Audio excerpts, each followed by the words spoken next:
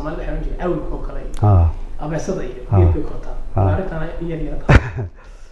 wala ka saaran karo way jiraan wax laga saaray oo Soomaalida ay ka saarayso todobada shay wax kamid ah musacagaliga maasha Allah iyadoo waxay bilowdaa waqtiga kaliisha ayay geedka ay saaran tahay ayay socdaal ka soo bilowdaa kaliisha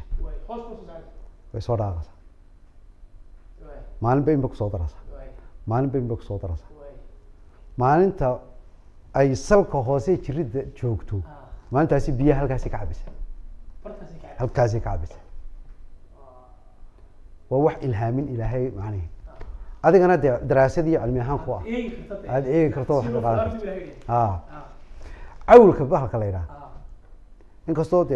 dogaadhi balkeena ku yartahay uu ku boodaa marka hore isku saaw eega qoor macni wuxuu eegayaa neefkaasi imika dhalan doona bal hadda xilli ma roob ku beegmi doona oo umushaasi roob bay waxay heli doontaa biyo mise biyo la'aan bay ku dhaco way dhiman isagoo taa ka dabaqay Xasan Gani ayaa gabigiisan la yiraahdo Madaweyn ayaa wuxuu yiri markuu cawl xilli u deeyay dadigu tuu saarnaa aniguna dad baan ahay jiilalna waa taa macna dabtuurka oo arbaca galay buu sheegay dabtuurku markuu arbaca galo idahayga dayrtii buu waa waqtiga dambarsamku eegaynu sheegay idahaygu dayrtii damanaha shakaalani dambarsamaha ma afur